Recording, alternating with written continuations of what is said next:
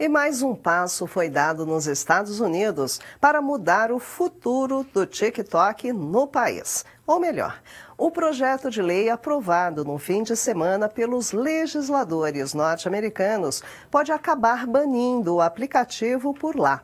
Vamos agora aos detalhes. Uma atualização importante para quem usa o TikTok nos Estados Unidos. A Câmara dos Representantes do país aprovou um projeto de lei que obriga a empresa chinesa ByteDance a vender o aplicativo. Se isso não acontecer, a plataforma será proibida no país. Agora o projeto precisa ser aprovado pelo Senado e pelo presidente Joe Biden. A decisão é baseada em preocupações de segurança nacional. Os legisladores argumentam que o TikTok pode ser usado para coletar dados dos usuários no país ou influenciar o conteúdo que eles veem, devido às ligações da empresa-mãe com o governo chinês.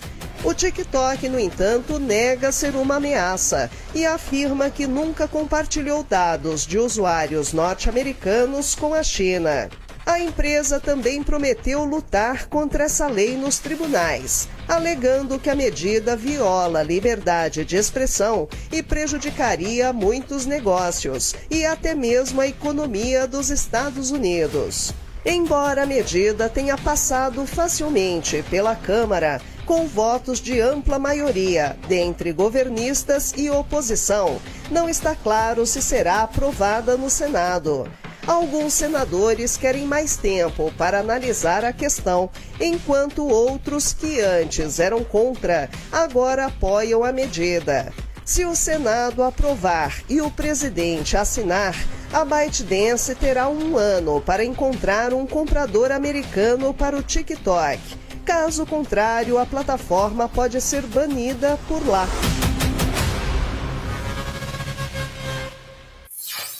E para entendermos um pouco melhor essa notícia que vem lá dos Estados Unidos e o que ela pode significar para o Brasil, vamos falar agora com o advogado Pedro Sanches, que é especialista em direito digital, privacidade e proteção de dados. Vamos aqui, deixa eu colocar o Pedro na nossa tela.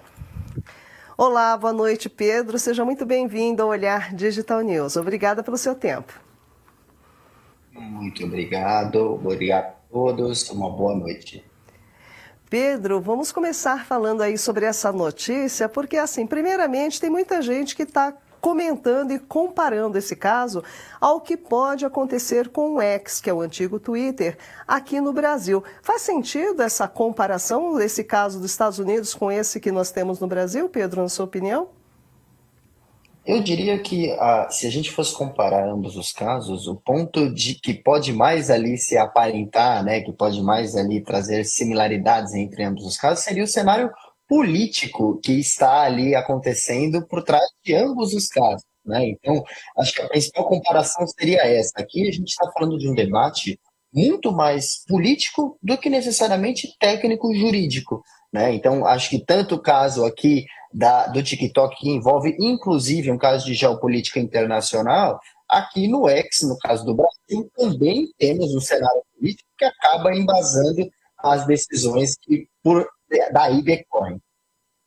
Agora, Pedro, diante até desse movimento, não é, nos Estados Unidos, que pode banir o TikTok de lá, as leis de privacidade aqui do Brasil permitem que isso aconteça também por aqui?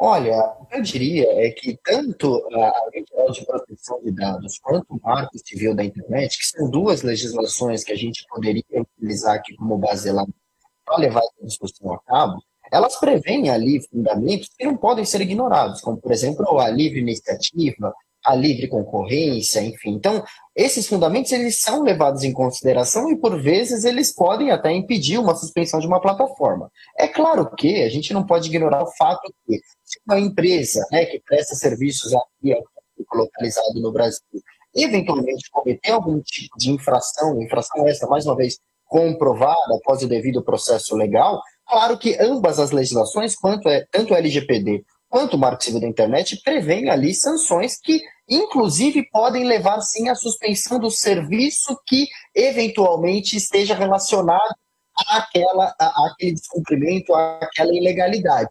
Mas, mais uma vez, nenhuma das duas leis, elas prevêem ali a suspensão da plataforma em si. Elas prevêem sanções para eventualmente remover ações que podem ser consideradas ilícitas no ordenamento jurídico nacional.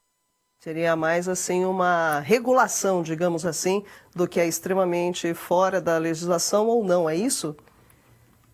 Exatamente. Na verdade, o que a gente tem aqui temos sim remédios dentro da LGPD e dentro do Marco Civil da Internet, que são as leis que a gente tem que considerar aqui para esse caso, remédios que podem ser utilizados caso a gente verifique que essas plataformas, de uma forma geral, cometam algum tipo de ilícito, né? Mas não é ali a regra geral utilizada, não deve ser a regra geral utilizada por agentes aqui do judiciário brasileiro, assim como também não deveria ser considerada pelo judiciário ou legislativo, no caso, lá nos Estados Unidos. Né? São remédios usados em casos específicos, extremos, vamos dizer assim, de descumprimento da legislação nacional.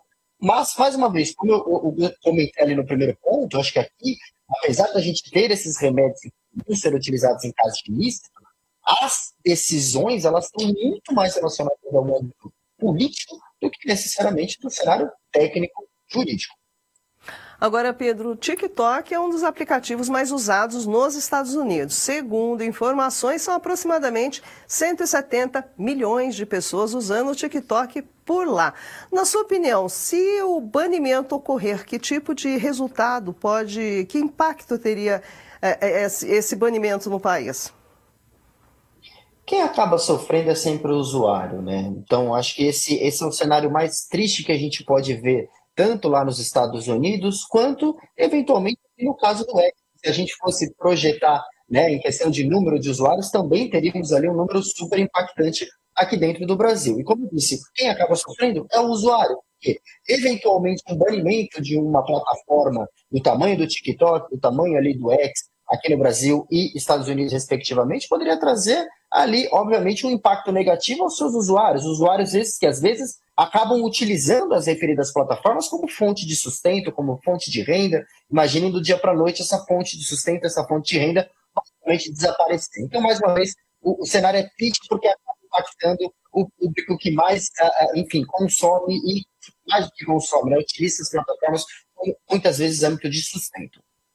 Tá certo, tá aí. Vamos acompanhando o caso bem de perto, como sempre. Nós conversamos com Pedro Sanches, que é especialista em direito digital, privacidade e proteção de dados. Pedro, muitíssimo obrigada pela sua participação. Nos encontramos em outros momentos. Obrigada, boa noite. Muito obrigado. Boa noite a todos e a todas. É isso aí, pessoal. Vamos acompanhando aí essa história bem de perto, porque afinal de contas ainda não foi instituído, ainda precisa ser assinado. Vocês ficam sempre muito bem informados aqui no Olhar Digital.